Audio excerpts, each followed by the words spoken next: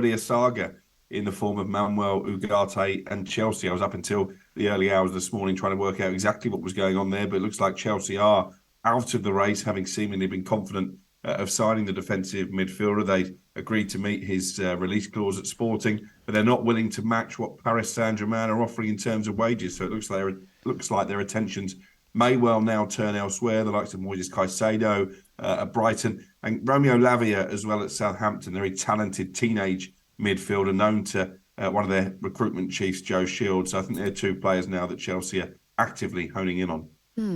What about this news with Harry Kane at the moment? So we know the current situation. What is it, a year left in his contract? Benzema moving over to Saudi Arabia means that there is a space there for a goal scorer. Do you think A, he could be tempted over there, and B, Daniel Levy would let that move happen if the price was right?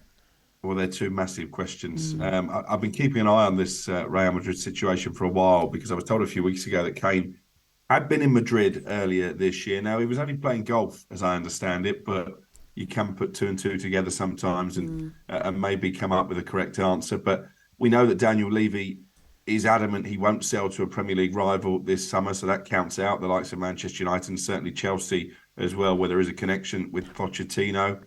Would he be tempted to sell if Real Madrid made the right offer? Potentially. I think it would take an offer of more than £100 million. It will be interesting to see if Real Madrid want to go to that level, because there is a feeling, Andy Brassel was discussing this last night on Trans Europe Express, that maybe they might look for a stopgap striker, maybe a Bobby Firmino, and then go all in for Mbappe next summer. So that's a decision for Real Madrid. We know that Ancelotti is a big fan of Harry Kane. And then Kane himself, I think his preferred option is to stay in England. He's got his sights on that Premier League goal-scoring record held for a long time by Alan Shearer. He's going to need to play at least 2 seasons to do that. So I think it's a really tricky situation, because if you are Harry Kane and Daniel Levy does accept an offer from Real Madrid, how do you turn down a club like that? It's a funny one, Crookie. I heard you guys talking about it yesterday. He's definitely, in my opinion, probably got the biggest decision that he's ever going to have in terms of his profession. And he's got to weigh all these things up. I think one of the big things for Harry Kane, Crookie, was obviously beating the late great Jimmy Greaves' record, which he's now done. Shearer's record, Alan Shearer's record, will definitely be a target for him. However, I'm with you, mate. I just think if Real Madrid come calling, it's very, very difficult to turn down. Yeah, I agree. I guess the only caveat to that is, what do his family want to do? I understand his wife is expecting another baby, so that might have implications. And then he might look at Gareth Bale, former Tottenham player, and the way he was treated by the Spanish media, and that might just put him off a little bit as well. So many different sides to this, but I think it's going to be fascinating to see what transpires for Harry Kane over the course of the window. Couple more for you. Wout Weghorst, Alexis McAllister. Have you got news on either or both? Yeah, I think it's fairly obvious that Manchester United won't be taking up the option to sign Weghorst permanently. He didn't score a single Premier League goal. The fans liked him, I think, because of his work rate and his endeavour, but ultimately strikers, as Ali will testify, are judged on putting the ball in the back of the net. Everton, I'm told, are very keen. Obviously, played under Sean Dyche at Burnley. He's a very Sean Dyche type player. Probably isn't a Vincent Kompany type player when you look at the way that they played their way out of the Championship last season. So certainly I think there's interest there. It would come down to a transfer fee and maybe wages as well.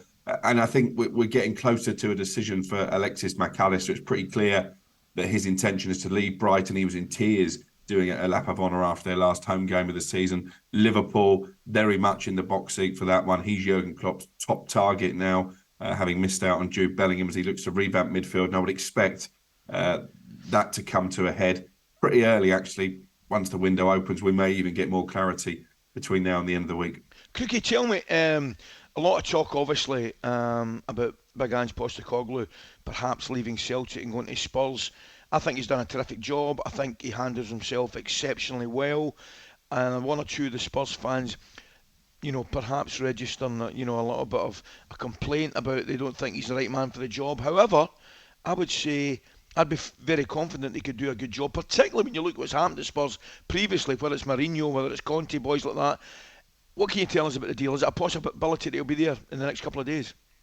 Well, I was told last night by sources close to Postecoglou that it's pretty much a done deal. That he's already given Tottenham the indication that he wants the job. Obviously, they still have to formally approach Celtic. They were holding off out of respect until after that cup final at the weekend, but it won't be a complicated one because Postecoglou has a 12-month rolling contract, so compensation won't be an issue for Spurs. In terms of the fans, I think maybe they had their head turned by the thought of getting a Julian Nagelsmann. Yeah. You have to look at it realistically. They can't offer Champions League football. They don't know for certain what's happening with their star striker at the moment. So I don't think it is the most attractive job in world football. It's a good job because it's a wonderful stadium and they have potential to get back in the top four.